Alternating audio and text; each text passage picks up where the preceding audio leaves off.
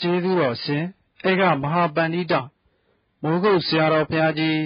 မိုးကုတ်မြို့မင်္ဂလာရိပ်သာဓမ္မယုံကြီးဘော်တွင်ဟောကြားဆုံးမတော်မူသောဘုရားတုတ်အိုတိလွတ်ရန်မဲခင်လောက်ပါတရားတော်ဘုရားရှိခိုးဆိုတာအလုံးစုံအရမကိုသိကြတယ်။သမာဓိရဲ့မဟာဘုရားရှိတယ်ဆိုတာလည်းသိကြတယ်။ဒီသမာဓိရဲ့မဟာဘုရားရှိတယ်ဆိုတာလည်းသိကြတယ်။မရဏမျိုးဆိုတာပြီးရမရှိဘူးလို့အလုံးစုံအရမကိုမှတ်ထားကြတယ်။မရဏမျိုးကပြီးရမရှိပါဘူး။ဘယ်လိုမှပြရမလဲလို့ပြောဆိုဘုန်းကြီးရာဓမကိုမှတ်ထားတာ။နောက်ဆုံးမျိုးဆိုတာမဟုတ်တော့ဘာဓမရှိတဲ့ပတ်လို့အဲ့ဒီမျိုးရာဓမကိုကြည့်တဲ့အခါသမင်္ဂရကျင်းတဲ့ဆံဆက်ကြတယ်မကွာ။ဒီလိုဒီလိုဒီကဘောလာပြီးကြတာဒီဘောလာလည်းဘုရားမျိုးကိုဖြစ်ပြီးကြတာဒီမျိုးကကြောက်ကြရတယ်ဆိုတာမှမလို့သိတယ်။မေဒီရာရမတို့ဘယ်လိုဖြစ်ပြီးကြလဲလို့မေးလို့ဆိုတယ်။မုံကြီးလာတော့ဘိုးကမိုးကိုဖြစ်ပြီးသဘောကျ။မုံကြီးလာတော့ဘိုးကမိုးကိုဖြစ်ပြီးတယ်ဆိုတော့သူဆက်ကြမှတ်ကြတယ်။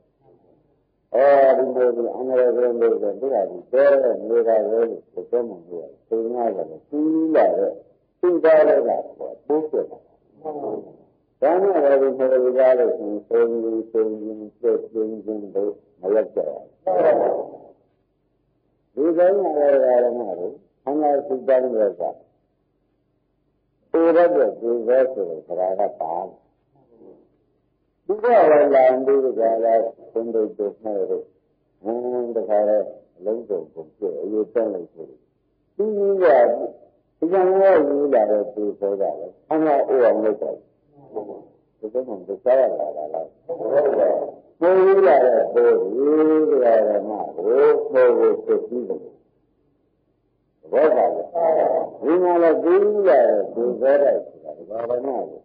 ဒီကနာကိုယ်ကိုယ်နဲ့ဟိုအောင်မအောင်သင်္ဒိတ်နဲ့ပြောင်းပြီးသင်လို့အောင်ဝါကျဆန်းစီအောင်ဘာမှမလုပ်ဘူးဒီများယူလာပါလို့မလို့လက်ပဲဆက်ကြသမ်းပါသမ်းပါယူလာသမ်းပါယူလာဘာမှမလုပ်ဘူးလေသမ်းပါယူလာနော်ဒီလိုရတယ်ယူရကြအင်းဆုံးမိုးတယ်လို့ဆိုအေးဆိုနာနာကျင်ကြောက်အောက်တာပုံနဲ့ပေါ်ရတဲ့ပုံနဲ့ဒီလိုမဟုတ်ဘူးလူကဆိုင်ရဘုံဘုံနာလို့တော့မှဆိုရင်မှန်ရတယ်နဲ့တက်အပေါ်တက်တယ်မျိုးဒီလိုကျမ်းတော်ဆိုမြင်ကြပြီးပြတ်ပြီးပါလားခါရဆိုတော့ဟောင်းကိုယ်ကိုယ်ကိုဒီကနေ့ဘယ်လိုပါလဲဒါကြောင့်ဘုန်းတော်ရဟန်းတွေဘယ်လိုမျိုးယူဆောင်လာလို့ဘယ်လောက်ကြောင်ယူရတယ်ယူရတာမလိုက်တာလို့မလဲလို့အမေးထုတ်တာအမှန်တော့ယူလာတော့မလဲတာနဲ့ဆရာကတွေ့ရတယ်ဆိုတော့ဆရာကကျင်းနေနေနေတာကြွားတော့သဘောပါဒီလိုပဲဒီသက်ဆောင်မအိုအောင်နဲ့အင်းကြီးရောလုပ်တယ်ဆိုတာလေအမှန်တော့ပေါ်လာအဲဒီကမိုးလို့ပေါ့မိုးရတဲ့ကမိုးဖြစ်ပြီးအမှန်တော့ဒီကဆန္ဒကိုဖြစ်ပြီးအမှန်ကြီးမှပရိသတ်မှာအမေရတာကပတ်နေတာဘာရံမေရမကောင်းနိုင်လို့နဲ့တန်းနေတဲ့ဆံကိုပူလိုက်တယ်နဲ့ဆိုးလိုက်တယ်နဲ့ရင်ထုလိုက်တယ်နဲ့မြေလူလိုက်တယ်နဲ့ဘယ်တော့မှတွေကယူရတဲ့ခါရကျိုးတယ်ဆိုတော့မလို့ဘူးကွာတန်းနေတဲ့ဆံပြီးကြတာယူရတယ်ဆံနေတာဒီကလာမျိုးဒီသင်ကြံပြန်လာသေးဘူးဘာမှဖြစ်နေဒီလိုနဲ့ကိုမဆက်လာအဆောက်ဖြစ်ပြီးမျိုးပုံပုံကိုပြောကြတယ်ဒါအပူတွေဆိုတာလည်းကြဒီလိုရတဲ့ဘိုးကသူ့ကိုနှိမ့်ဆက်ဘလို့ဒီကနေ့သူစိတ်တောင်းကြတဲ့ခန္ဓာတွေကပါလာတော့သူသောခန္ဓာကစံခန္ဓာကိုလောင်ကျွမ်းတယ်သ ဘောကြသူသောခန္ဓာကဘာလဲဒါနဲ့လည်းငါတို့ရှင်းနေမှမှာပဲအိုးလာပြီဆိုတာသင်ကြားဘူးလားအမေကြီးရတာဘာလို့ငါလုံးမာတော့လဲအမေဆိုကြီးရလိုက်တာမေလငါပြန်ဘာလို့ငါမင်းတွေ့တဲ့ခါကျတော့တကယ်သူ့မဟုတ်ဘူးတကားကကြီးရနေကြတယ်မမှန်ဘူးဘူးပါအတူပဲဒါကမှလည်းအပူရဲဆိုတာကတော့ကောင်းကောင်းရှင်းမှတ်တာဒါကြည့်လို့တော့ဆိုမတတ်နိုင်ရလို့တတ်နိုင်တဲ့သင်္ဒီကံမျိုးကြီးမျိုးကြဒီကလာမျိုးတဲ့သောတာပြာပါလို့ရှင်းနေတဲ့ဥစ္စာမတတ်နိုင်ရလို့ဆိုတတ်နိုင်တဲ့သင်္ဒီလုံးနေတော့ဘာလို့သိကြည့်ပါလားဘုရားကမိုက်တယ်တော့ဘုရားကမိုက်တယ်ဆိုတာပြည်ကျင်နေတာသဘောကျတကယ်ဒီကားတွေကလည်းဆိုလို့ရှိရင်ဒီမျိုးဒီကားလည်းဆိုလို့ရှိရင်ဓမ္မတို့တောကြအိယာဆိုတော့နာမည်ကြီးရောက်ဟုတ်တယ်လို့နာတယ်ဆိုတော့ဘာဘူးဆိုတန်တက္ကနာသူတော်တို့ဆိုတာကသိဆုံးမှမရှိဘူးဟာဒီလိုလည်းကတော့ဒီလိုမျိုးကိုတရားဆိုကြတယ်လမ်းလမ်းဆိုင်ဒီလိုရေးလာတာဒီကံတော်ကပေါ်ပေါက်တယ်ဒါဆိုနာလိုက်တယ်လို့သိဆိုအမှန်ကျင်းတော့မောင်းလိုက်တယ်ရေးလို့လက်ပါမလို့ဘူးတန်ခါစုတောင်းနေတာလိုက်လာတာကိုဒီကမှဘယ်တော့မှပါလားဒါဘိုးကျနေတာပေါ့နော်ဒါကြောင့်တန်ခါစုတောင်းတဲ့ပုဂ္ဂိုလ်မှာအိုလေးတောင်းနာလေးမျက်စိရလိုက်တဲ့ဒီဘက်မဆန်းကြလို့ဘိုးကဘုရင်နာကိုတောင်းပြန်တော့လေဒီကမှရဲတော့ဆယ်လို့ဘုရားမဆိုတော့ဘောရရဲ့မြင်လို့ကြည့်တော့ဘုရားရမလို့ကဒီမြင်မကောင်းလို့ဘုရားကပြောင်းတာရှိတယ်ဒီမိုးအောက်ဘယ်နဲ့ဆိုကြဒီမြင်မကောင်းလို့ဘုရားပြောင်းပါမယ်ဆိုတော့ဒီမိုးအောက်ကနေဒီကရပြင်တဲ့နေရက်ကြီးဒီမျိုးဒီလိုအပ်တာပဲဒီရောက်ဆုံးကြပြီးလူကြရတယ်ဆိုတာနင်းပြန်မပြောက်မှန်းအဲ့ဒါကဘုရားစူတောင်းတဲ့ပုဂ္ဂိုလ်များဒီလိုစိတ်ကံနဲ့ပြောလိုက်တာဘယ်စူတောင်းကြတာဘုရားစူတောင်းတာများတောင်းကောင်းပါမကောင်းကောင်းတာကိုဂုံလို့ဒီကလာတခါတော့ဒါကလူဘိုးကြည့်စားဒီကလာဟောဒီလူဘိုးအကြောင်းကြောင့်ဟောဒီကိုပဲရပါလိမ့်မဆိုးတယ်ဘူးဆိုလို့ဆိုတယ်ဒီလိုရောက်ပါမရောက်ဘူးလားဘုရားကတမ်းတဲ့ပုဂ္ဂိုလ်အတွက်ကိုပြိပေးနေတာပဲဒါကလည်းကိုယ်မိုက်ကြပေါ်ကြဒီကံနဲ့တော့မိုက်ကြလားဒီကံကိုပြောရှိမှတော့မိုက်ကြလားလို့မေးလို့ရှိတယ်မရှိဘူးအဲဒီမိုက်ကြတစ်ခါရင်တော့မိုက်လို့ရှိတယ်ဟုတ်ဒီကံကိုပြောရှိသွားပြီဆိုတော့အိုလေးသေးတယ်ဘူးပါဗျာနာလို့သေးတယ်ဘူးပါဗျာဘုရားဒီကတမ်းတဲ့ပုဂ္ဂိုလ်ကဒီဘေးတမ်းနေတာဒီဘုရားပုဂ္ဂိုလ်ဟောမယ်လို့တရားဓမ္မလို့ဒီစကားကိုသိနေတယ်လို့ဆိုမှသိကြမှာပါတရားဓမ္မလို့မဘိုးရတဲ့သူပြောတယ်နော်ဘူးနောက်ကြလာတော့ခါကျတော့ဒီလိုလည်းသိတာဟုတ်ပါဘူးဆိုတော့မှအေးဆိုအေးကြရတဲ့ဘုရားဘုရားနေတဲ့သူကကျန်လိုက်တဲ့သူကရအောင်လိုက်တဲ့သူကတောင်းလာလက်ဆက်တက်လိုက်တော့မယ်ဆိုပြီးဒီကလာဒီလိုကသူ့ကိုရုပ်သိမ်းနေတယ်လို့အေးပြီးပြောတာအပူရုပ်သိမ်းတော့မသိဘူးလားဒါကြောင့်လည်းငါတို့ဘယ်လိုဘယ်လိုမှပါကြရလားဒီလိုပါလာတဲ့တိုင်းနဲ့ဒီလိုလို့ရကိုဘာရမလို့မကြမ်းကြရဘူးနဲ့နေနေကြရဘူးမသိလုံးလို့ဖြစ်ပါလိမ့်မယ်လို့ပြောရတယ်ဘယ်လိုပြောရမသိရင်းလည်းကပြောရတာလေဒါကမှလို့ပုဂ္ဂိုလ်ကောင်းကြီးမျိုးလေးနဲ့ဟန်လောင်းနေတာပဲမှတ်ပါပြီးလာလို့ရှိရင်ကြားရတယ်လို့ကမှတ်ပါဒီကမှအေးတယ်နဲ့သိလို့ကမှတ်တယ်ဘောကဒါဘယ်လိုဓမ္မတွေမှာသိနေမှာကြားရလာတာလားကိုယ်စုတိုင်းမှာကိုယ်စင်ပါလာတာလားဘာမှမရတော့ဘူးပြန်မှာဒါရမယ် သမီးရမို့မေရသမီးကိုဟောတာကသိရင်ကြောင့်ဗျာဘာသာရတယ်ဗျာဓမ္မတွေဘုရားတရားကကြားလို့ဆိုရင်မသိဆိုရဘူးလို့ဒီကြောင့်ကိုလည်းစပြီးကြတာဒီမလိမ္မာလို့နာမလိမ္မာလို့စိုက်ရှိတယ်ဘယ်လိုလိမ္မာလို့မရပါဘူးဒါမှမရဘူးမရလို့နဲ့ခင်ဗျားတို့ကဆရာမရှိလို့ဆရာရှာပြီးကြတာဓမ္မရပြန်ထုတ်တဲ့ဆရာတွေကခင်ဗျားတို့ကပုဂ္ဂိုလ်မိုက်လို့ဒီလိုဖြစ်တယ်အမှန်ဆုံးမိုက်တယ်အဲဒီဒီနဲ့တော့ကမိုက်လို့သူကဒီလိုဖြစ်သွားသူကမဆုံးဆုံးမိုက်လို့ဒီဖြစ်တယ်ဘာမှမဟုတ်ဘူးပုဂ္ဂိုလ်ရသူတောင်းကြည့်တာမှတ်လိုက်ပါဒီကနေ့ဘယ်လိုမှတ်ကြသိနေလားဒါပြင်ဘယ်လိုမှလို့မကောင်းတဲ့သူတောင်းလို့အပြည့်ကြီးပြည့်ပြန်တော့လေဘယ်လိုမှလို့လို့ကြတယ်မကောင်းတာနဲ့ဆိုတော့မရတောင်းတယ်လည်းမျိုးကြတယ်ဘောပါလို့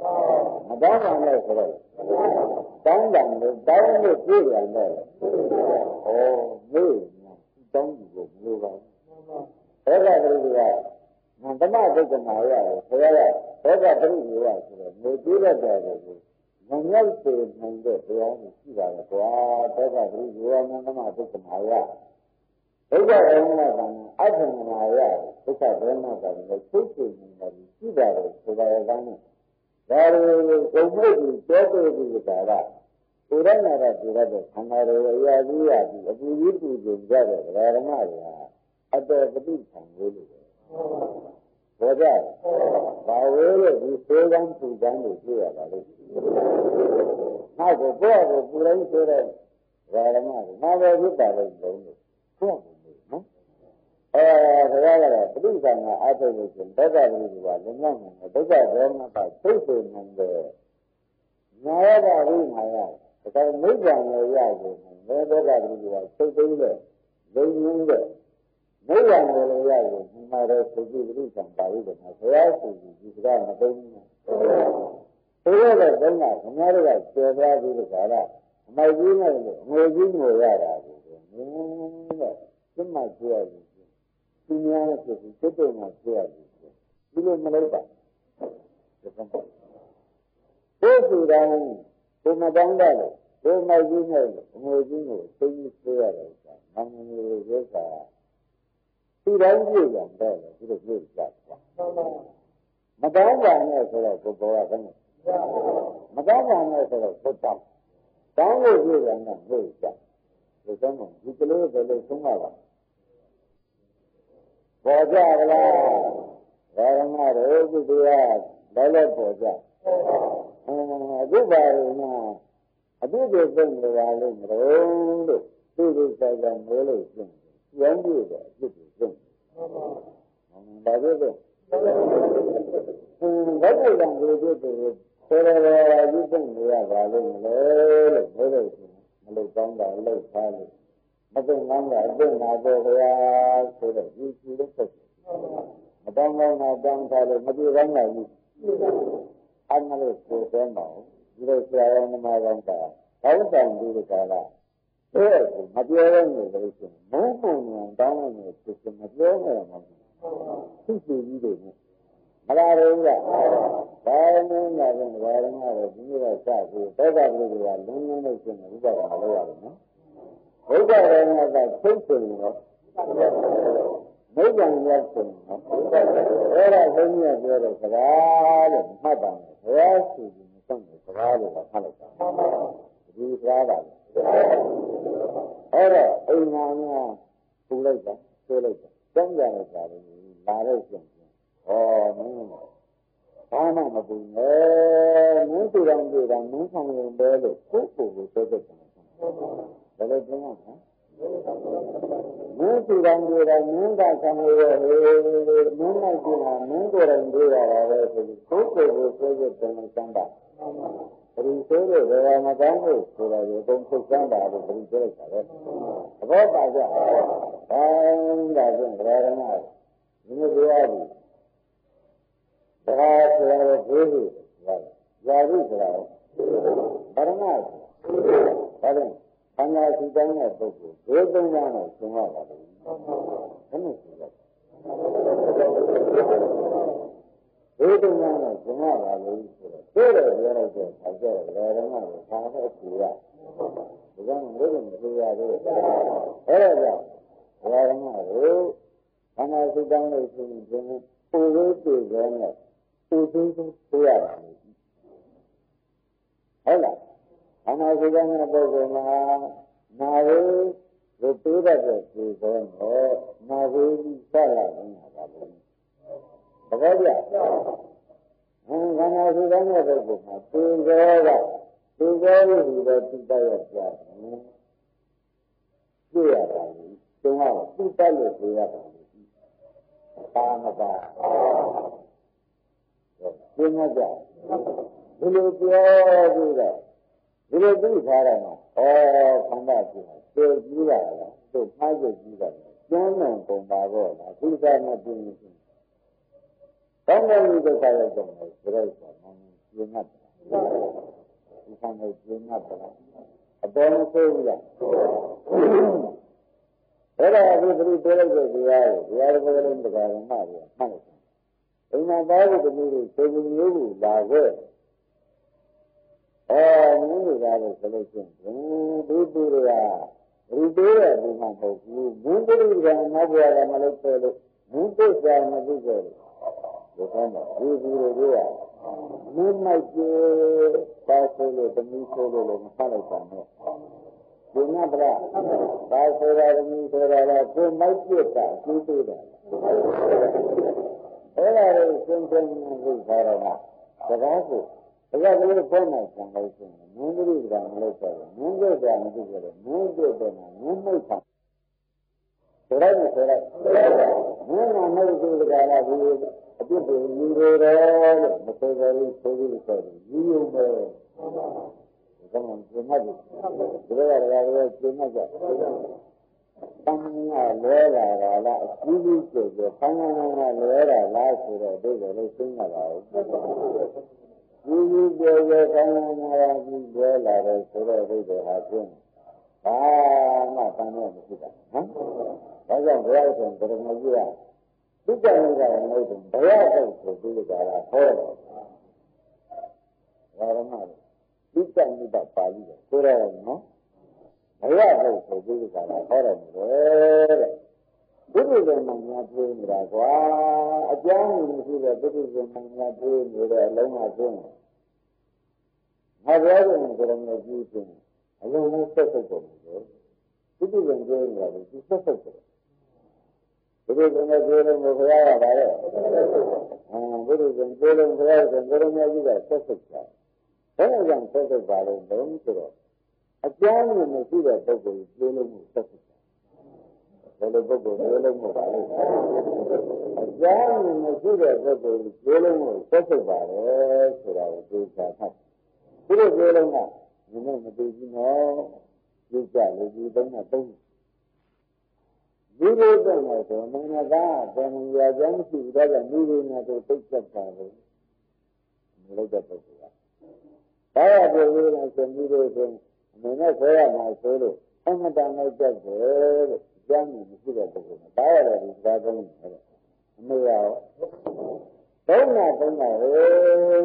အဲ့ဒါကျမ်းမြင်မရှိလို့ပြောနေတာဘောကြအမေကမိတဲ့ငါ့ကိုကာလဒုက္ခအလိုက်မိတဲ့တွေတင့်သွားမယ်ဆိုရင်မင်းသားနဲ့ကိုယ်ရည်ရဲ့ဆိုပြီးတဲ့ကာလဘာမှမဟုတ်ကိုယ်ရည်ရဲ့ဆိုပြီးသားရဆိုရင်မင်းကဆိုအဲ့ဒါကျမ်းမြင်မရှိတဲ့ပုဂ္ဂိုလ်ကြီးဆိုလို့သိနေမှာနော်ဘုရားဘာသာဘုရားရှင်ဗရမကြီးကမင်းနဲ့သားဆိုရင်ကြည့်သေးတယ်ဘုရားကြီးကံလာရာဒီရိုးရိုးကမြင်တယ်ဆိုတော့ဘုရားများသိနေဆိုလို့ရှိရင်မင်းနဲ့သားဘယ်ရည်ဖြစ်ပြီးကြလားသိကြတယ်ဘာမသိရတော့ဘာသိရမှာလဲအမှန်တန်ကြားနေမရှိတော့ဘူးစံပါမှုဆိုရင်တော့ဒီ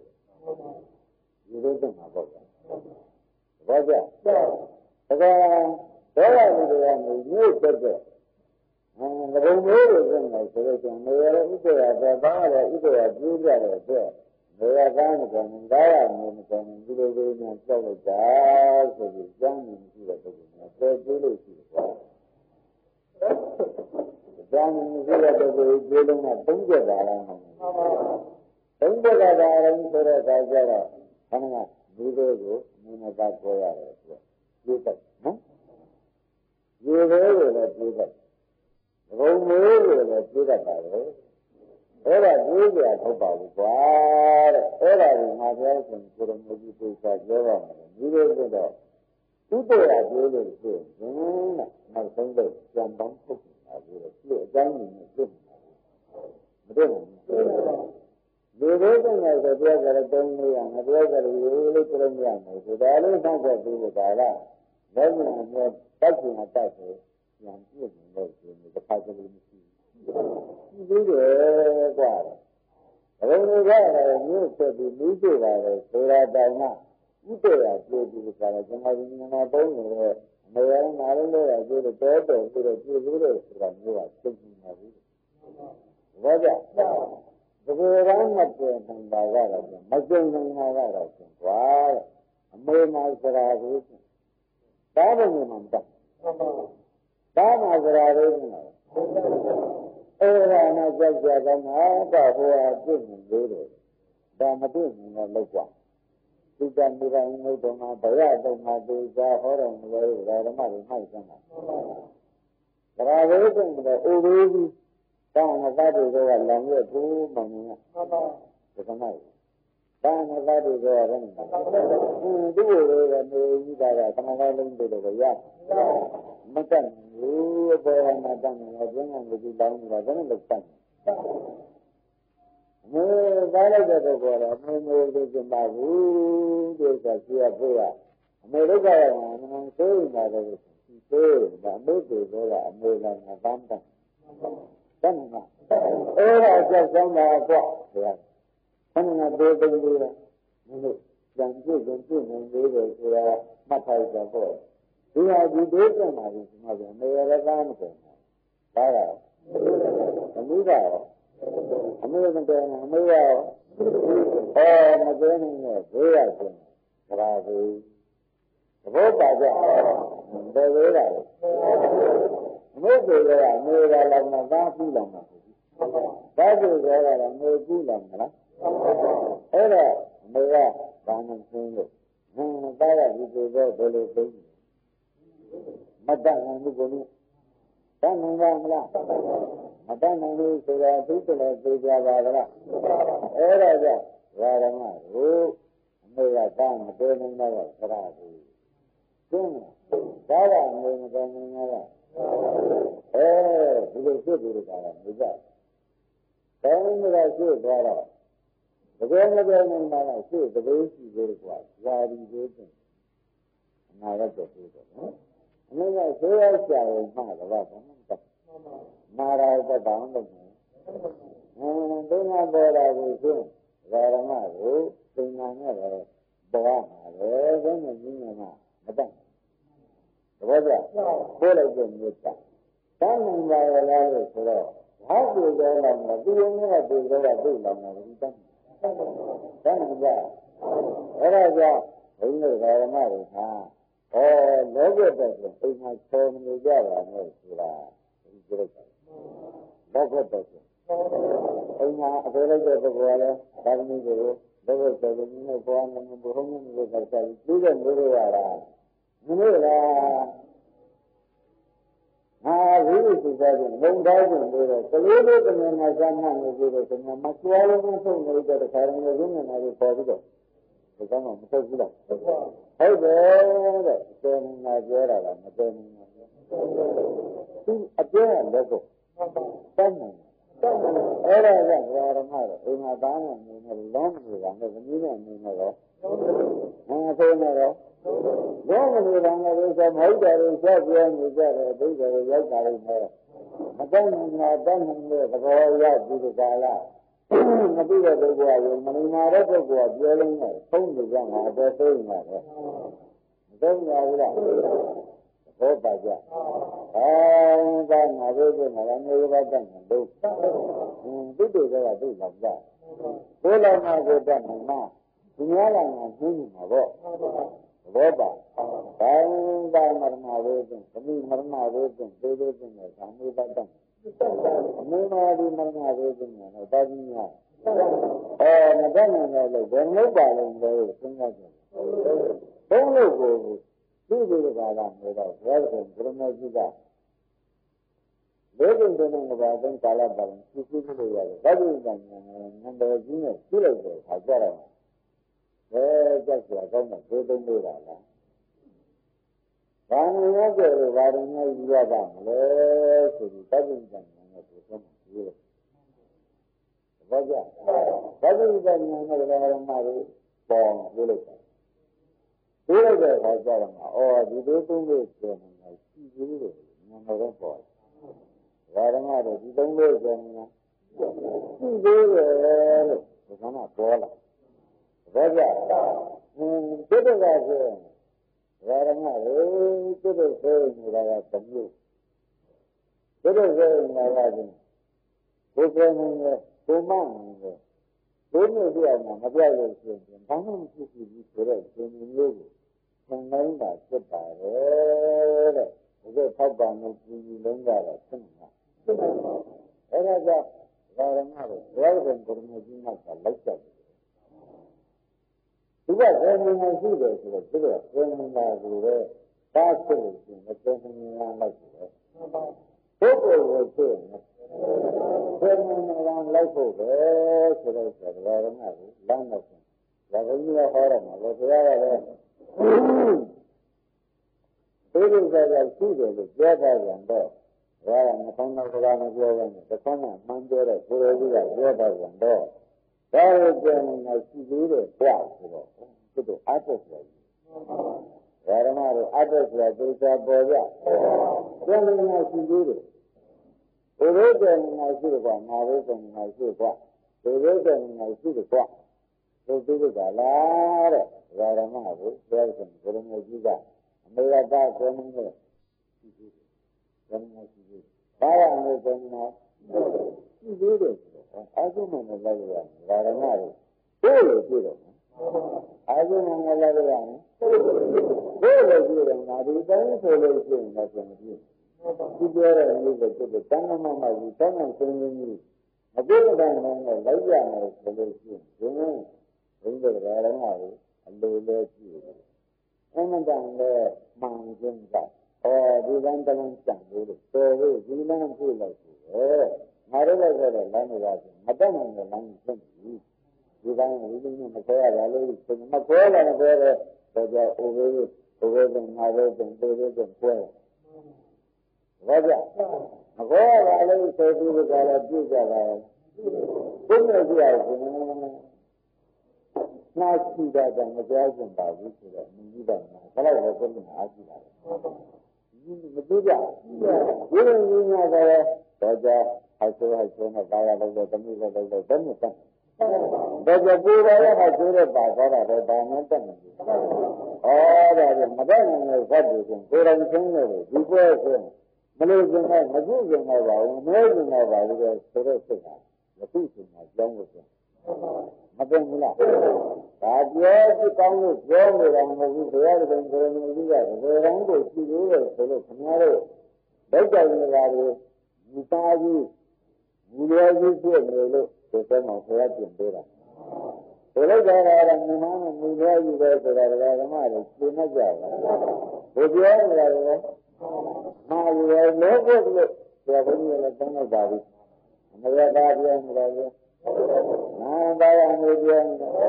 और भी लोगों को मैंने एक लोग दिया मेरे बाबू लोगों मेरे घर में अलग न दिया लगा कोई गाँव में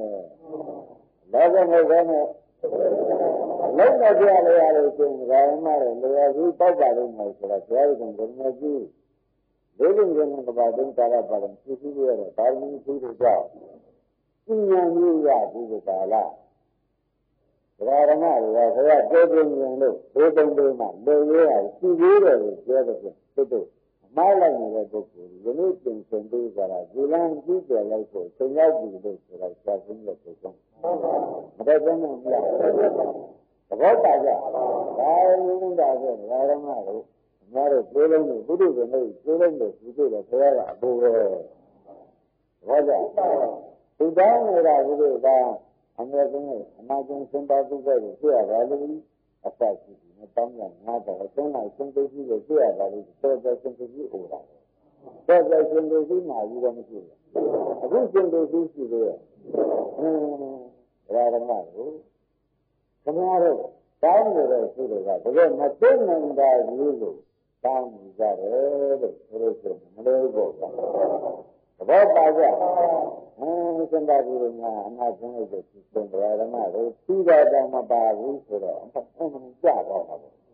See that somebody or somebody not somebody do that. See that job is there.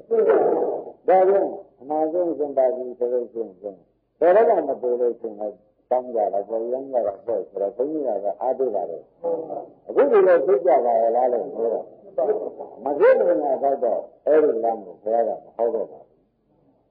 And I see the language, some news are standing some who not to look at it. I said, I'm sorry, and the other is not to do that.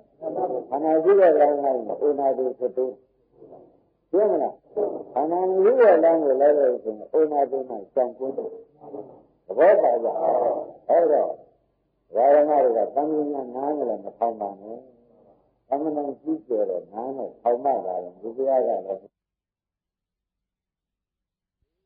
Marava, we are coming and none of solution. Yes, and one good. All that in Raramara, Patan Yaran, Gibori, never are there. Maybe there. How do you look? Very jolly, amazing, very jolly. Again, yeah, jolly, very, maybe losing the jet, now is there, so I let us have a lot. Malaya, Madame, no worries from there, family matters, so I don't mean on the room. Live here. I'm not, that's it. No bigger land. They got in the land, like this. It's in that. Thank you, Father. Well, now, not to let you down. Minute in my living, not to add in that, to do the Gala, everything, you got it. What's that? What is that? You got it. Do not do there. That's a window. I don't know about not do the perfect window. You are not home. Do not do perfect reality. Dunya ona do sesat dia ho. Raja, adon. Du ona do sesat do Brahma ji baat kar. Dunya ona do sedin din do palai. Eri dia da pala. Raja, oh raja, Rama. Logo mein lai sa lo jin, dunya ji so ro sa jin. Rama min nan ja ba ne lo jan lo. There I am, rather than Brahmajiga. Yana Tasha. Grana, Mendagara, Minty, Yuri, Yan. No Ojan and Abizin Nation. What? Many valleys of this area. I do our citizen, nothing we are hoping from that. Yana Tasha. Minty, Yuri, Minty, Those who know no one now material solution, nothing we are hoping that one. Raja, do you know that another? That my solution, that alone. No man, my solution, as I mean, no nothing we are looked at. Raja, come on,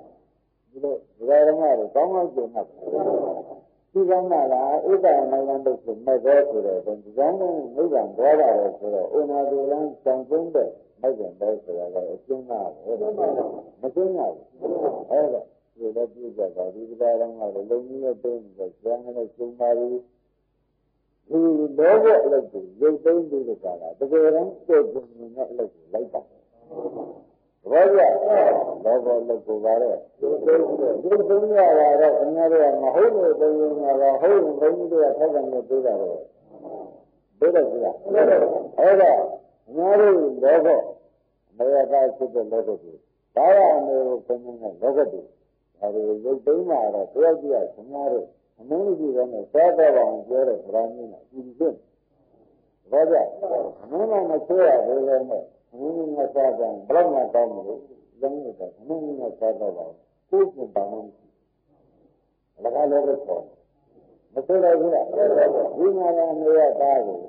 မလို့လားလို့စားရတယ်လို့ဆိုလောဘဆက်တော့ဘာကြောင့်အမေရဲ့အတွက်ဆိုရာသူ့ကိုဘယ်လိုများသိထားမှမသိဘူးလောဘဆက်တော့ဒီကမှာဘာမှမယုံနဲ့နော်လုံလို့လားမယုံဘူးမှမှန်မှာတယ်မှားတယ်ယုံမှားတယ်နဲ့ဆိုတာတော့ကြယုံနေကြယုံပါပြမယုံလို့ရှိရင်ခင်ဗျားတို့လို့ယုံပါကြည့်ကြမယုံအာဘုရားရတယ်အမင်းနဲ့သားရံတိုက်နေတာလားလို့တမန်ငန်းနဲ့ဆံတယ်ဒီလိုမျိုးမမေးတမန်ငန်းနဲ့ဆံတယ်လို့ရတယ်အမင်းနဲ့သားတာဖြစ်တယ်ရံတိုက်နေတယ်လို့မဖြစ်ကြနော်ဒါကတမန်နာနာလို့တမန်နာနာကဒီမောင်းတယ်လို့ပြောဆိုတာတော့အတန်ပြည့်လို့ဆိုရင်လဲတာဘာလို့လဲတော့ဒီလိုရံတိုက်တာဘယ်ဆိုဘယ်လိုမျိုးကြီးမှလုံးဝဘုံကျတဲ့သဘောသုတိနာဝါစာဆိုတာဓမ္မသောတာပန်ဖြစ်ကြတာဆိုရတာဘောကြ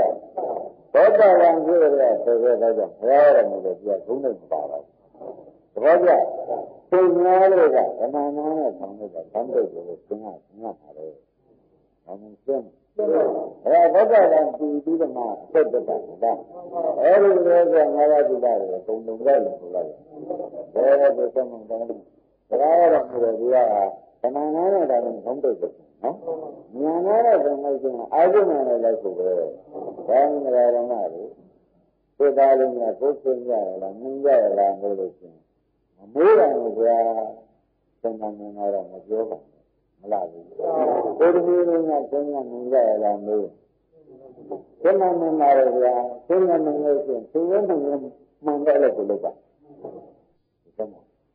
င်္ကန်းနဲ့မှန်တယ်လို့ဆိုရင်သင်္ကန်းနဲ့မှန်တယ်လို့ပြောလိုက်ပါအလကားလောကတည်းကပေါ်နေတာနဲ့ဆိုတာကြည့်ကြည့်မေတ္တာရဲ့သမားရဲ့ဆိုလို့ရှိရင်တော့သင်္ကန်းနဲ့မှန်တဲ့တရားကိုဓမ္မကိုသင်ပေးကြတာပြပေးကြတာတိုက်တွန်းပေးတာဆိုရဘူးလားဒါဖြင့်လောဘတွေချင်းရေတုံးမှုတွေသတ်သိမ်းလို့အချိန်နဲ့ရောက်တာမြတ်သေးလားပေါ်ရောက်လားပေါ်ရောက်လို့ရှိရင်ဓမ္မတို့ဘုရားရှင်ကရဏကြီးရဲ့ရှင်းလင်းမှာပုံကိုရှင်းလိုက်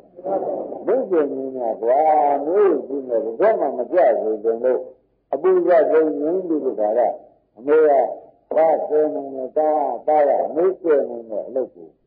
မဲရင်ဟောပြီးကြမှာကွာအဲ့ဒါလေးရှိကြတော့ငါဒုက္ခရင်ကဘာတုံးကာလပါရင်ကြည့်ကြည့်လို့ရတယ်ဘာလို့ညာညာနဲ့အမှန်ကိုကြည့်ရတယ်ဒီကလုံးဝင်နေတယ်ကွာဘာကြောင့်မဲရင်မလားဘာရမလဲသိကြမှုကမျိုးတမှာမဲရင်မလာတယ်ဆိုတာကောင်းရှင်းမှတ်တယ်ဒါဖြင့်ဘာရမလဲဘယ်နည်းနဲ့လုပ်တယ်လုပ်ပါလဲမေရတာကြီးရခြင်းတို့တကယ်တမ်းဖြစ်တယ်တကယ်တမ်းကျင်လာပါတယ်ဆိုလို့ရှိရင်မေရပါလို့ရတယ်ဒါလည်းဘယ်လိုတိုက်တွန်းလဲငါးမျိုးကိုအော်မြန်းပေါင်းနေပါတယ်လို့ဘယ်လိုဆိုနေကြလဲစသင်းဒီကလာဒါလည်းတဲ့ပုဂ္ဂိုလ်ကတော့မေ့ပေါ်နိုင်တကယ်တမ်းကျင်လာရောမှန်ခဲ့တော့ပါလို့ရတယ်အဲ့ဒီနဲ့လက်ဆိုင်ရမယ်တိုက်တွန်းရမယ်ဆိုတာကိုဓာရဏတို့သိစင်းကသဘောကျတယ်ကျင်းမလားဒါရတဲ့ဓာရဏတို့ဘုဒ္ဓလောက်ရပါတယ်ဆိုတာလည်းသိရတယ်မိုက်ကိုမလုပ်ကြဘူးမိုက်ကိုဘယ်ကဲတယ်လည်းမမြင်ဓာရဏတို့ဘာလဲဆိုဘုရားပါကျင်းနေဒါရမေကျင်းနေအားရရမယ်ဒီမြတ်စွာဘုရားကကြရမကြီးဓာရဏတို့ကျင်းနေသူကိုယ်ရဏဘုရားကစရိယသုံးပါးလားငါဘုရားပြမသာလို့ငါ့ရှင်မျိုးတွေဆိုငါဘုရားပြမဆိုတာငါမဲ့တယ်နာမှာပြမလားငါ့ရှင်မျိုးတွေကျန်နေလို့ဆိုတာလေငါမဲ့တယ်နာမှာသူတို့ကျန်နေတယ်ဒါကြောင့်ဘုရားကစရိယငါဘုရားပြမပြမကွာဒီကနေ့ငါ့ရှင်မျိုးတွေမျိုးတွေတော့ညာတတ်တဲ့စရိယဆိုငါ့ရှင်မျိုးတွေကျမဲ့တယ်ပြမကွာမလားဘူးလားဒီကနေ့ လောကရဲ့မှာရှိတဲ့ပုဂ္ဂိုလ်တွေကပုံရင်းကြီးနေတယ်ဆက်ပြီးအောင်လောကတ္တစရိယံဆိုပြီးလောကကြီးတဲ့မှာလည်းအမှုသိရအောင်ဒါကြတဲ့အရင်းကလို့သိနေတဲ့အကြောင်းကိုလည်းသိနေတဲ့အကျင့်ကိုလည်းငါကျင့်မယ်ဆိုပြီးလောကတ္တစရိယံကိုလည်းအမှန်မလားဒါကြောင့်စရိယ၃ပါးဆိုတာသဘောကျဘုဒ္ဓတ္တစရိယံဟုတ်လားညာတ္တစရိယံလောကတ္တပရိယ၃ပါးဆိုတာကိုသုံးမှသဘောကျပရိယဆိုတာကျင့်သိနာရီပါတော့မျိုးတော့မမှုပါဆက်မဲ့ကျင့်မကျင့်ရမကျင့်မရတော့ဘောရမကိုတကယ်တမ်းခင်ဗျားတို့ဘောကဒီဒီမျိုးကြီးကပြောကံရစကားတွေကိုခင်ဗျားတို့ကယူပြီးပြောနေတာတဲ့ကိုယ်တိုင်ကြီးပြောတာကိုအတုမနာမှန်တဲ့တရားတွေကလောက်ပါတော့ခင်ဗျားတို့ကဒါကိုသင်္ကသမီးကိုသင်္ကသမီးကိုပြောတယ်မှမပြောနေတယ်ကိုယ်လူကြီးကဒီလိုပဲပြောလို့ရတယ်ဘာကြောင့်ပြောတယ်ဆိုတော့အသိဉာဏ်ပြောတဲ့တရားတွေမမှန်ပါဘူးမှန်ကြဒါဖြင့်အခုပြောတယ်နဲ့ကြီးကြတာချင်းအသိဉာဏ်လားဆရာမကူတရားမှုဉာဏ်ဖြင့်သိလာတာလားအသိဉာဏ်ကအထင်တကယ်တော့မပါပါဘူးကွာမင်းလက်ပြန်လက်ဆက်မှာဘုရားကမပါဘူးလေအသိဉာဏ်ကိုဘောတာလားဆရာမပါဘူးလားဒီကမှာဒါကြောင့်ဆရာမကူတရားမှုဉာဏ်ဖြင့်ငါသိပါတယ်ဆိုတဲ့ဖြင့်ခင်ဗျားတို့ပြောနေတဲ့ကားကအမေတို့ခင်ဗျားပြောနေတာကိုသိလူကြီးပြောတယ်သင်္ကားလာတာဒီကမှာအမေကကားကိုသင်္ကားတယ်ဆိုတော့ဒီသွားသူတွေကတက်လာတယ်ဆိုသိလူကြီးပြောရတယ်။အဲဒါသင်္ကားကားတွေကမှန်မှန်ကဒါဖြင့်ဒါရမကိုဆရာမကူတင်အောင်ဉာဏ်ဖြင့်သိတယ်နေတဲ့ကိုယ်တော်ကြီးကသင်္ကားလားကိုယ်တော်ကြီးပြောတဲ့စကားကိုဖြင့်အယုံကြည်တာယုံပါတော့ဆိုတာလေးစားကြတဲ့တရားတွေဒီခင်ဗျားတို့ကိုဒီပြင်အယုံတွေအကုန်ချုပ်ပြီးဒီယုံတစ်ခုသာအသိချတာတော့ဆိုတာဒီပြောလိုက်တာသဘောကျနေရာကြဘာလို့လဲဒါဖြင့်ဘာကိုကြမဲ့ကဘယ်လိုလဲဘုရားကအာဟုကောင်းတော့အိုးအမိရတာဆိုဒါတော့ဒါကဘုရားပြည့်တဲ့တရားဓမ္မတွေလောကပုံပြီးကြလားတဲ့အလုံးနဲ့ပြောကြလို့ဆိုတဲ့အိတ်ပါတော့ဘုရားကလောကပုံပြီးလောကပုံပြီးအလုံးနဲ့ပုံပြီးဆိုတာတကယ်ကြဘုရားမိုးရတဲ့သူကြီးတွေပါမှဆိုတာရောဖို့ဒီကနေ့လည်းပိုက်တယ်သူကြီးလေးရှိတော့ပါတော့မလဲတာလည်းငန်းသွားလို့ဒါလောကကိုတကယ်ကငါဟုတ်ကြဟုတ်တယ်ဓမ္မကိုအဲ့ဒါတွေကပြောတာမှမပြောဆိုနေရတယ်သိနေတော့လောကရတုံးဒီကာလာတဲ့ဓမ္မတို့အလုတ်ကိုကျင်ထားပြီးပြောကြတာလောကကိုအလုတ်နဲ့ပြောကျင်ကြတာဆိုတာသဘောပါအဲ့ဒါကိုဓမ္မတို့မှန်တရားယူကြနော်မဟုတ်ရင်ဆိုတာဘာပုစ္စာတော့ဘုလို့မဟုတ်မလို့လားမက္ကပုစ္စာမက္ကမှာဘာလဲမက္ကကဒီတရားဓမ္မကိုသိတဲ့နေနဲ့ရှိဒါဟုတ်တယ်ဘုံတတ်တယ်ဒီမှာလမ်းဆုံးပေါ့ဗျာအမေရာရဲ့ဆိုဒါကတတ်နိုင်တဲ့လမ်းဆုံးအမှန်ဘောကြဒါဖြင့်မက္ကသစ္စာလမ်းပါလုံးကိုတမ်းမှကိုကိုရအားထားရအဖြစ်တကယ်ဖြစ်တယ်လေကျန်တဲ့လမ်းလို့ဖြင့်အလိုက်မှားလို့ဖြင့်ဘိုးဝဲကြီးရမယ်သင်နိုင်ရဒါတော့ဝေရမတို့အဓိကဘယ်ထားပါလို့ဘယ်မက္ကလမ်းလိုက်တော့မယ်ဆိုတော့မက္ကဆိုတာဝေရမတို့မက္ကဆိုတာယနေ့ရှင်းပြမယ်ဝေရမတို့မက္ကလို့ဒုက္ခမဂ္ဂင်ဆိုတာဒီဓမ္မအလိုလိုပေါ်တဲ့တရားလားဟုတ်လားအကြောင်းကြောင့်ပေါ်လာတဲ့တရားလားလို့လို့မလို့ဘူးလားမဂ္ဂင်ဆိုတာလိုလိုပေါ်လာတဲ့တရားလားအကြောင်းရှိမှပေါ်လာတဲ့တရားလားအကြောင်းရှိမှပေါ်တဲ့တရားအကြောင်းမရှိဘဲနဲ့မဂ္ဂင်ကျိုးပေါ်နေမှာဒါဖြင့်မဂ္ဂင်ကိုကြားလို့ဆိုရင်ဘယ်ရပါလို့ဒီတောင်းနေတဲ့ပုဂ္ဂိုလ်မပေါ်ဘူးဘောကြသူသူချင်းအကြောင်းကိုဓမ္မကိုတက်ခင်ဗျားတို့ကြားလို့ဆိုသူသူချင်းအကြောင်းကိုတက်နှလုံးသွင်းရလို့ဆိုရင်ဟုတ်တယ်သူသူချင်းအကြောင်းနှလုံးသွင်းဒါဖြင့် မဲ့ခင်ဒီဓမ္မကိုသူတောင်းလို့ရတဲ့အလုပ်မျိုးလားသူသူချင်းအကြောင်းကိုနှလုံးသွင်းမှပေါ်လာတဲ့အလုပ်မျိုးလားဘယ်မှာမှမသိကြဘူးကောသိကြဘူးလားဒါကြောင့်ဓမ္မတွေမဲ့ခင်ဒီကားလို့ဆိုလို့ရှိရင်သူ့အာယုံနဲ့သူ့အာရမုကပါအဲဒီကဓမ္မတွေသိကြဒီအာယုံတွေကိုခန္ဓာ၅ပါးဆိုတဲ့အာယုံတရားမရှိဘူးနဲ့ဓမ္မတွေအဲဒီမဲ့ပေါ်ကုန်ခန္ဓာ၅ပါးအာယုံတရားရှိမှအာရမုကဆိုတော့အာယုံပြုတတ်တဲ့မဲ့ပေါ်ဒီအာယုံရှိတဲ့နဲ့ဒီတရားပေါ်မှာဓမ္မတွေသဘောကျတခါမှမစားဘူးတာကိုစားကြည့်လို့ဆိုပေါ်ပါဘာကြောင့်လဲဆိုလို့ရှိရင်တခါမှမစားဘူးတဲ့တခါမှမစားဘူးဆိုတော့ဒီရှိဘယ်တော့မှမရှိလို့ဆိုရင်ဒီမှာစားကြည့်လို့ဆိုပေါ်မှာပေါ့ဘာကြောင့်အဲ့ဒါလည်းဓမ္မတွေသတ္တန်ကြီးအလုံးကခင်ဗျားတို့မဲ့တယ်မပေါ်လို့လားတခါမှဒီဘက်ကဟာကိုခင်ဗျားတို့ကသိမှန်းလည်းမသိဘယ်တော့မှစားတယ်မှန်းလည်းမသိတော့ဒီနိဒရကမတ္တကိုသိကျင်တဲ့စိတ်စားကျင်တဲ့စိတ်ပေါ်ပါဒါကြောင့်မဲ့တယ်ဘယ်တော့မှမရဘူးတပည့်ကြမဲ့တယ်ဘယ်တော့မှမရခဲ့တာဒီဒါကအမေကျင်းနေတရားမရဘူးအမေရကကျင်းနေတရားမရခဲ့တော့လူဘွယ်နဲ့သိဘွယ်လူလူဘွယ်ရင်သူဘွယ်ကြီးရတယ်မသိနိုင်ဘူးလားအဲ့ဒါတွေလည်းကြောင့်ဒီလိုကြည့်တယ်ခန္ဓာငါးရရတာလို့ဆိုတော့မဲ့တယ်ပေါ်ကြောင်းခင်ဗျားတို့ဘောဇာကငါမသိဘူးဒီလိုလို့မဲ့တယ်ပေါ်ကြောင်းကိုမဲ့တယ်ဘယ်နဲ့ရောက်မရောက်ဘူးမဲ့တယ်ပေါ်ကြောင်းသိကြကြဒီလိုလို့ဆိုရင်ဒီမဲ့တယ်ဒီမေယတာဆိုနေကြတာပါရမေလို့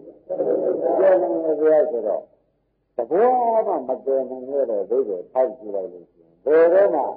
ဝိပဿနာရှိเสียအာရုံကိုခန္ဓာ၅ပါးကိုအနိစ္စပါပဲလို့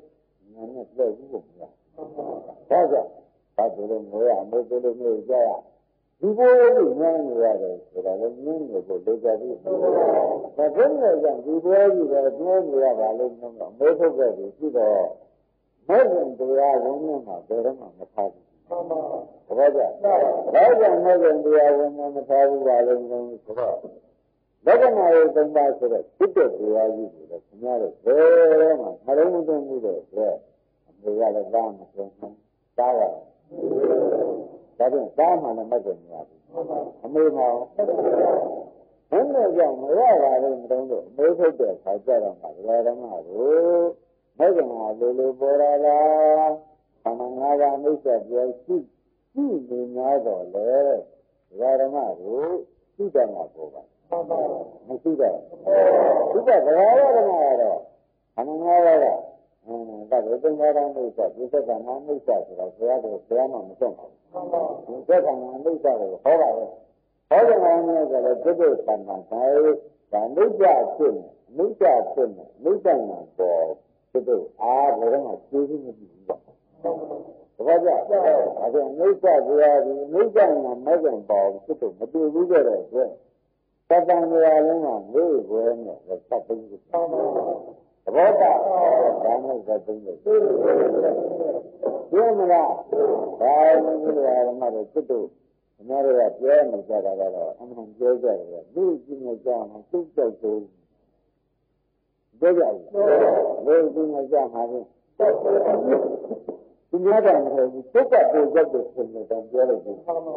သဘောကျပြီးတော့နဲ့လည်းလောက်ကြတယ်မလို့တော့ဒီသူများတဲ့ဘုံပြီးကြတော့ကြားရတယ်မဟုတ်မှားရမယ်ဘောပါရကဒါကြဥပဒေကိုကိုယ်စားရဆိုအားထားရစစ်ဖြစ်ကိုမေးသက်သိမ်းတဲ့ဒီလားဒီလားပါလို့အလိုလိုပေါ်လားအကြောင်းရှိမှာပေါ်နော်သူ့ကြောင့်ဒီမှာဒီကားတဲ့ဆင်းပေါ်ပါတယ်ဒါကြောင့်တရားဓမ္မတွေသူကအာယုသူကအာရုံဥစ္စာတွေဟုတ်ဒါရပါလေအာယုရှိမှအာရုံဥစ္စာပေါ်သဘောကျအာယုရှိအာယုဓမ္မကိုဒီကတ္တဟာကိုအာယုကိုဘုန်းကြီးကသိအောင်ပြောထားတယ်အလုံးကြီး ခင်ဗျားတို့ကအာရုံပြုဖို့ရေးကြည့်ဘုန်းကြီးကအာရုံကိုမှန်မှန်ကန်ကန်ပြောဖို့ရေးကြည့်ခင်ဗျားတို့ကဘုန်းကြီးပြထားတဲ့အာရုံကိုခင်ဗျားတို့ကမှန်မှန်ကန်ကန်သူ့တဲ့ကိုလှည့်ဖို့ရေးကြည့်ဘုန်းကြီးကပြဖို့ရေးကြည့်တယ်ခင်ဗျားတို့ကပြတဲ့ကလှည့်ဖို့ရေးကြည့်ဒီတော့မှရှင်းလားမကရဓမ္မတွေဘုန်းကြီးရေးတာကလို့ပြဖို့ရေးမိစ္ဆာရှိကြတယ်မိစ္ဆာလို့ပြဖို့ရေးတာကဘုရားကြီးရေးဘုန်းကြီးရေးတပည့်ကြပြရတဲ့ခင်ဗျားတို့ကလှည့်ဖို့ရေးတာတော့ရှင်ဘုရားဓမ္မတွေရေးသဘောကျအဲ့ဒါကိုယ်ရေးသူရေးတော့သိကြဘုရားကျင့်လာတာကဒါကိုပြဖို့ပေါ့ဒါကိုပြဖို့ပေါ့လာတော့ခင်ဗျားတို့ကသူကဒီလိုပြလို့ဆိုငါကျဲတွေ့နေမယ်ဆိုလို့ရှိရင်မျိုးပဲရမိမိညာကဘုရားပြတဲ့ကိုလည်းရတယ်နဲ့ဆရာပြတဲ့ကိုလည်းလို့ရှိရင်သားရမျိုးပဲဒီနေ့ကခန္ဓာလေးရောက်လာမယ်ဒါရမျိုးကျင်ညာမျိုးရသားကိုဘောပါကြဒါ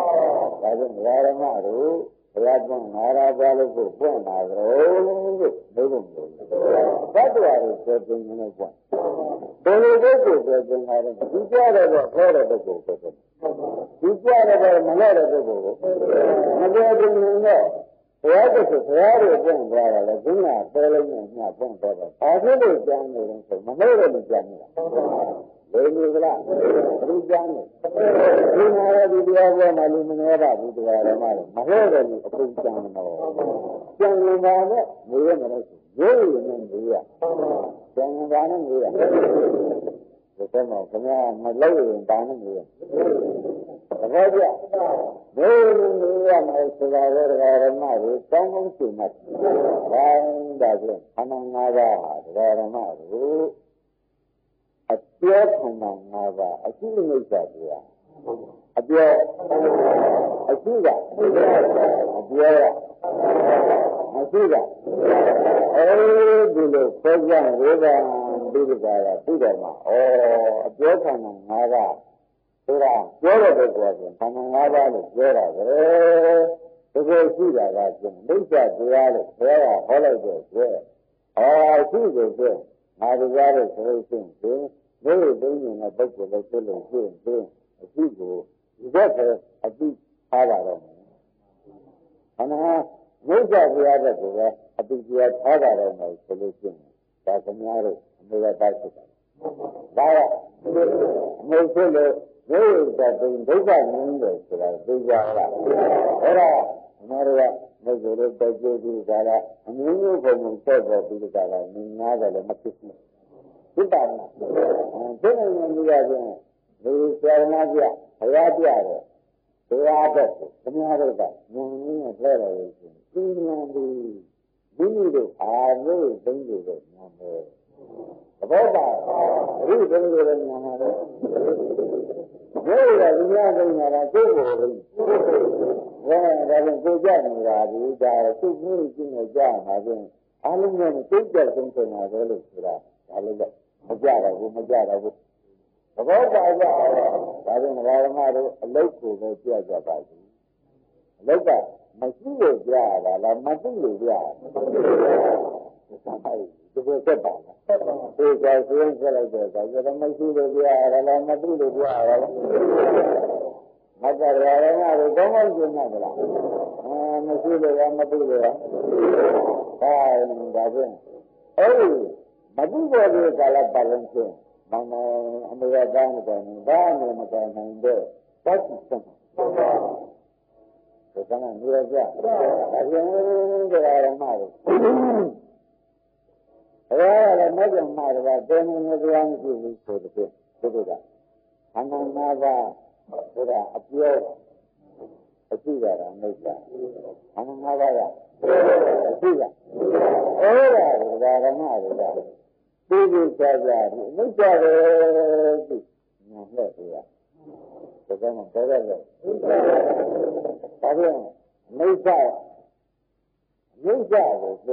ဘုရားတောင်းကြတာမိစ္ဆာကိုပြလို့ဘုရားဓမ္မတောင်းမိစ္ဆာမရှိတာမိစ္ဆာ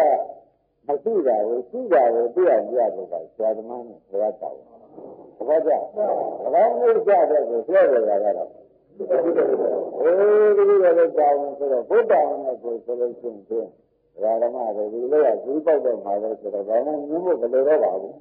မလိုတော့လားဒါရင်းလာဆိုဓမ္မကိုအနိစ္စဆိုတာဒီဝိညာဏအနိစ္စဝိညာဏစိတ်ကြည့်လို့အနိစ္စအနိစ္စပဲမဲ့ဝေဒနာပြောပြီးဟုတ်ဝိညာဏဝိညာဉ်အနိစ္စအနိစ္စပဲဆိုတော့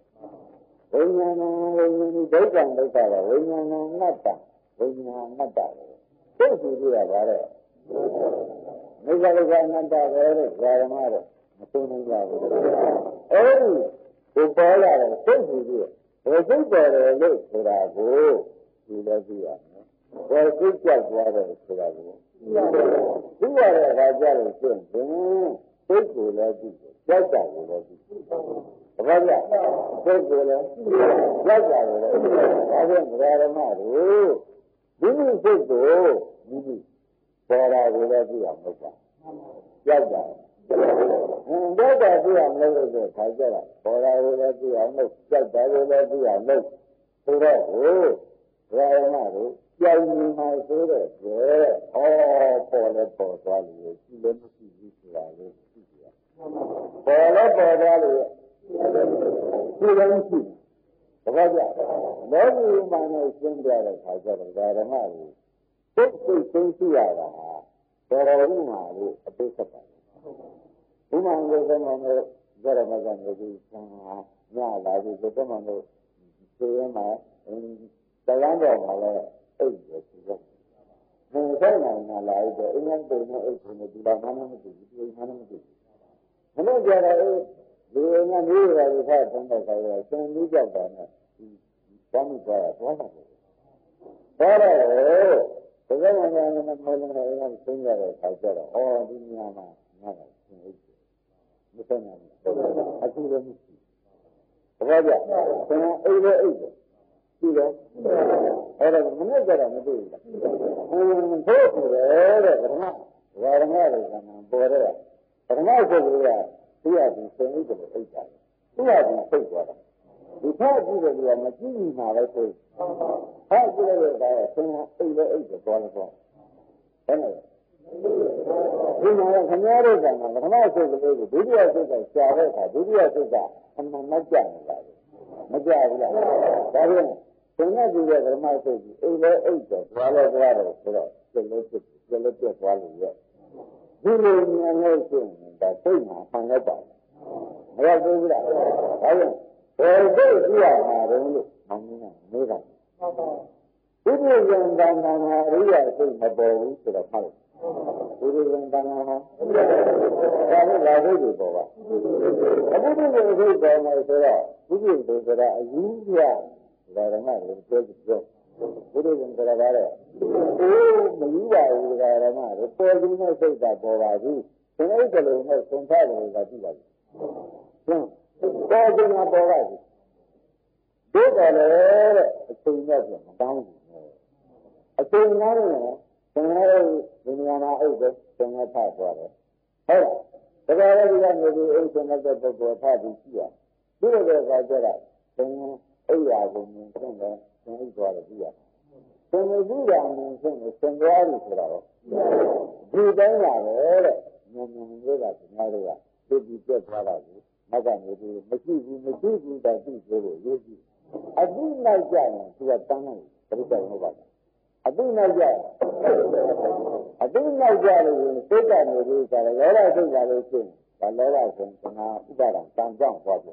ခင်ဗျားတို့အတိလိုက်ကြတယ်ကြတပည့်ကြဒါဖြင့်အတိနဲ့ဒကာရမတို့ခဏသင်အိတ်တို့ပေါ်သွားတာရဲ့အိတ်သွားတာရဲ့ဟင်ဖတ်သွားတာမကြဘူးကြည့်လို့ရရေးကသိပြီတကယ်လို့ကြာမှကြည့်ရင်လေတဲ့ဒကာရမတို့တဲ့ဒီဥစ္စာဒီကားလို့ဆိုလို့ရှိရင်ဘယ်စဉ်းစားများအိတ်သွားလို့ဘယ်စဉ်းစားသွားတာလို့မရဘူးဆိုတော့ကျွန်တော်တို့ဒီလိုဆက်လာလို့မလားဘူးလားအဲ့ဒီဒီကိစ္စကိုမလားလားဘယ်စဉ်အိတ်ဒီဘယ်စဉ်းစားသွားတာလို့ဆိုတော့ဆန်းကအဝိဇ္ဇာဝင်လာမင်းလို့လားဘယ်စဉ်အိတ်ဒီဘယ်စဉ်းစားသွားတာလို့လုံးလို့ပြောရတဲ့ကသူသိသေးရတာမသိဘူး မတိတာကခေါ်ကြမတိတာချင်းဝိဇ္ဇာတိစေတ္ထာရဝိဇ္ဇာလည်းတ္ထာရလားသင်္ခါရလည်းဝိညာဏရမယ်ဆိုတော့ကခင်ဗျားတို့အပိမတ်ကြလို့ဖြစ်ရတပည့်ကြဟာအခုဒီဒုက္ခဆိုတာဘုံနည်းနည်းကြီးရလားလို့ဘုံနာသူအိတ်ကြတယ်တော်ကြာဝင်ရတယ်ဒီကြည့်ရဒိဋ္ဌိကဒါပြန်ခင်ဗျားတို့ဒုတိယမဲ့ကြားမှာတရားတော်စိတ်ဝင်မှုလို့ဘဝနာစားရတယ်လို့ပြောလိုက်ပြန်လားဒုတိယမဲ့ကြားမှာတရားတော်စိတ်ဝင်မှုဘဝနာဘယ်လောက်ဖတ်တပည့်ကြဘဝနာဒီစားမစားဖြစ်ကုန်ဘူးတပည့်ကဒါပြန်ဒုတိယမဲ့စိတ်ပါလေလို့ဆိုတာဒီဘာလို့ဝင်နေလဲသိနာတော့လေ။အောင်နိုင်ခြင်းလို့ရှင်းရှင်းလင်းလင်းပါလိုက်ကြပါတဲ့။ပဋိစ္စသမုပ္ပါမတန်းဘူးပြောတာ။ဒီကံကရင်းနေ။ဒါဟောတာ။အတိနောက်ကျပဋိစ္စသမုပ္ပါတန်း။တပည့်ကြအတိနောက်ကျအတိနောက်မကြတော့ဘူးဆိုလို့ရှိရင်ပဋိစ္စသမုပ္ပါမလာရင်သိလိုက်လို့ရှိရင်ဒကာဓမ္မတို့မဲ့ကုန်ဖြစ်ပါတယ်လို့ဖတ်လိုက်။ဒါတော့မှကြ။မဲ့ကုန်ဖြစ်တယ်လို့ဆိုရင်မေတ္တာကိုနေတရားဝင်ရောက်။ဒါကြ။ဒါရမျိုးကိုနေတရားဝင်ရောက်ပြီဆိုတဲ့ဥစ္စာကြီးကိုမမတူလို့ရှိရင်ဒကာဓမ္မတို့ဒါလည်းဒီမတူတဲ့တရားဟောတော့။ဒါတူရှိသေးရလား။အမေတို့တော့မဲ့ကုန်ဖြစ်တယ်ရတဲ့ပုဂ္ဂိုလ်မဲ့တဲ့ကိုရရှိသေးတယ်။ကောင်းပြီလားဗျ။ဒါဘယ်နဲ့ကြောင့်လဲဆိုတော့အမေကသားကိုမဲ့ခင်အလုပ်ခိုင်းလို့မဲ့သားပြောဆိုမျိုးကြကြမရှိဘူး။ဒါကအမေကိုမဲ့ခင်လုပ်ခိုင်းတဲ့အတွက်ဒကာရမကိုအမေကသားမျိုးကြကြ။ဒါဖြင့်ဒကာရမကိုတေနငယ်တရားဟာမဲ့ခင်တရားလို့မှတ်ပါ။သဘောပါ။ဒါဖြင့်ကိုယ်ကိုယ်ကိုရှိပြီးကြလားခင်ဗျားတို့မဲ့ခင်ပေါ်မဲ့ခင်ပေါ်လို့ရှိရင်ခင်ဗျားတို့ကိုယ်လုံးတွေအကုန်သိပြီးကြလား။ကျေနပ်တရားဆိုရင်လူမျိုးကြည့်ပါလို့ဆုံးတဲ့ကိစ္စကျင်းလားဒါလည်းဒီလိုပြောကြတယ်